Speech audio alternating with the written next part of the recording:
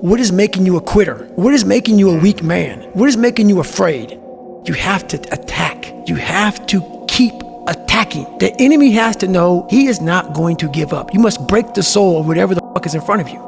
There's this quote from one of my friends, Alex Hormozy, that says, "You don't become confident by shouting affirmations in the mirror, but by having a stack of undeniable proof that you are who you say you are. Outwork your self-doubt." Nailed. Completely nailed. Yes, because a lot of people will, and some of these motivational people out here, it's the funniest thing in the world to me. They'll go and say, when you wake up in the morning, pound your chest, look at yourself in the mirror and do all this. I hope it works. What works for me is that everyday resume, the things I know I've accomplished, the things I know I've done, real hard work, the real calluses on my mind, the real calluses on my hands. That's it. You don't need to pound your chest in the mirror anymore if you have that. Look for inspiration. Inspiration is found in every footstep you take, every grasp of that iron bar, all the miles in the pool. Inspiration is found in suffering.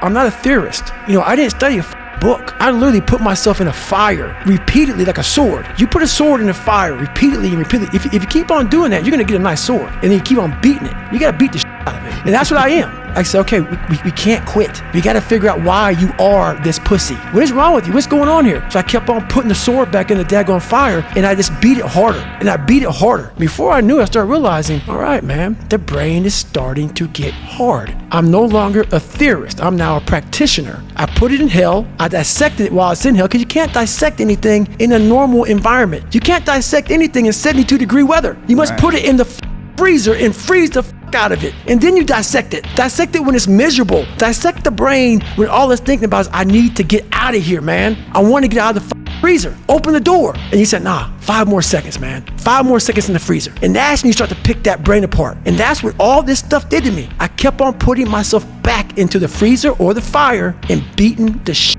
out of myself, mentally and physically. I'm not good enough, smart enough. I'm not talented enough. Some people are. Some people can start at 1. Some people don't have to start at all. If you lack talent, you can't sit back and say, I'll start in half an hour. I can't do that. I gotta start now. And then after I get back from starting, I gotta start again. That's the haunting part, is that it's going to happen. I know I'm gonna do it. It has to happen. And then when I get done with that run or that study session, if it wasn't good enough, I gotta go back again. Because repetition is what taught me everything. There's been this unrelenting voice in my head. We all have this voice. It's the right or wrong voice. And a lot of times that voice guides us into comfort. My voice guided me into comfort a lot. But I have this other voice I heard my whole life saying, hey, what are you doing? No, man, we gotta go over here. We gotta go over here to that rock pile over in the corner where nobody's at. That's where victory's at. So this voice was giving me all these answers. I wasn't a real smart kid growing up, but I had this crazy voice in my head saying, over there is where the answers are. And I didn't want to listen to it, because over there was pain. Over there was me looking in the mirror. Over there was me being accountable for all these things that went through my life. Even though people put them on me, it's now mine to own. And I didn't want to go over there by myself, but I had to. And this voice was guiding me there. Life ain't about medals, ain't about certificates, it ain't about houses, money, cars, fame, all that. It's about scars. You don't get judged on your medals. You get judged on your scars. Those scars show your willingness to get to the other side. They show your failures, willingness to start from scratch. They show what you're willing to do to go the distance, to see what you're capable of. So make sure in life, don't be afraid to get scarred. I'm an artist, and every day I'm painting Mona Lisa. Every day. But it's a different one. It's not the same painting. So every day I wake up, even though I do the same thing, it takes a different way to get there. And a good painter will not just paint. He needs to create. And you can't create with phones and everything going around you. So you gotta block yourself off. You only do 2 podcasts in a year. You block yourself off and you're painting this thing inside, and you're going through all these different colors of paint and everything else. And you can only figure out the right painting if you spend the correct amount of time in your brain. So every single day I'm literally going with my mind and I'm painting. I'm creating this masterpiece. And the masterpiece is always myself. But to do that, you cannot have any distractions.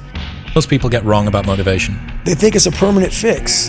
They think it's something that is a constant. They think that maybe once I get it, I'm gonna hold on to it. And that's the thing about that I was telling you, that I always talk about, is nothing is permanent. Nothing is permanent. And a lot of times you have to learn to perform without motivation. You have to learn to perform without purpose. You have to learn to perform a lot of different things. And that's what people think. They think I need to have this motivation to work out, to study, to be better. So if they don't have it, they just don't do it. And that's where you fail. You have to learn to train your mind well beyond motivation. If you have motivation, that's great. That's some kindling to the fire. All it takes is a little bit of spark, you can burn the whole forest up. But motivation, you have to learn to exist without it. You have to learn to be, you have to be your best self when you're least motivated. And that's the tricky part about all that. Motivation is just a word. You have to have these different things in your mind on where you want to go and know that motivation is not going to get me there, because I'm not going to always be motivated.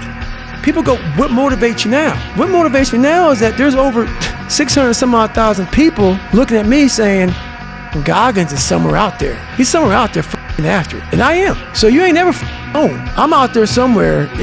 600 some thousand people. There's a chance that when you're working out, I don't care if you're in Washington, D.C. and I'm in Nashville, there's a good chance at the same time we're getting after it. And I want people to know that. And it's the real deal. We are getting after it together. Not no like happy family but we're getting after it.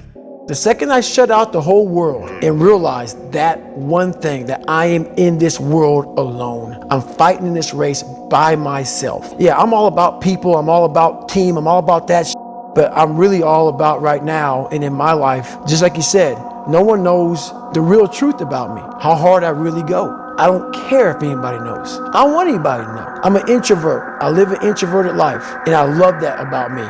That right there is my fuel, is I know that there's really no one out there grinding like me. And if they are, so be it. If I know about you, I'll make sure that I up my game.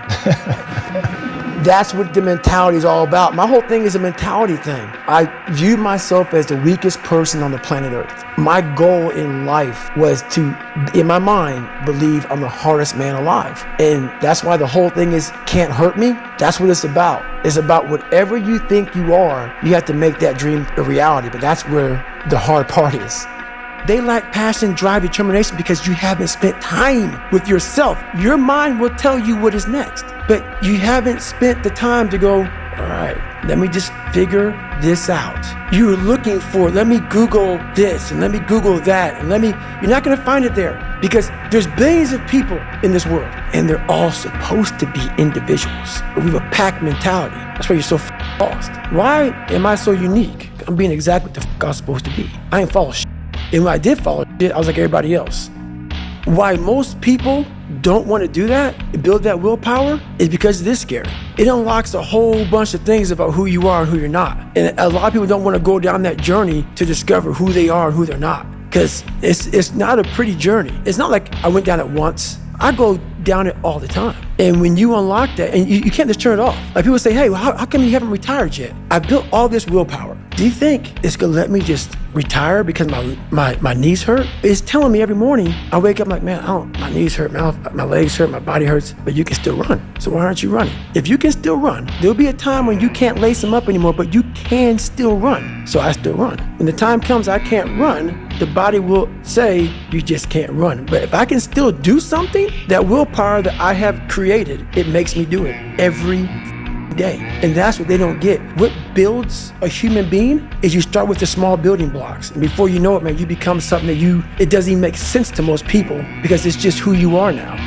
You have to believe in one thing, and that is yourself. And I'm not saying don't believe in God or what you believe in, but right now, for you to find greatness in yourself, you're not gonna find it by looking in a book or by even hearing me. I may give you the spark, but you've got to go inside yourself to find it. And that means you gotta be quiet. Shut the up, go in a room, stop talking, search your soul, search your mind, search your abilities, and you'll find it. But if you're not looking for it, you won't find it. So you gotta go start your journey. And the journey starts with you finding, why the hell am I here on this planet Earth? Why am I here? And if you don't know that, you will live the rest of your life searching, always asking the question, why? My biggest fear to this day is, and I say a lot, it's going to heaven and being judged by God. I believe that God knows everything about you. From the time you're born, when you're gonna be born, when you're gonna die, when you're gonna graduate, buzz, whatever's gonna happen to you, He knows all this shit.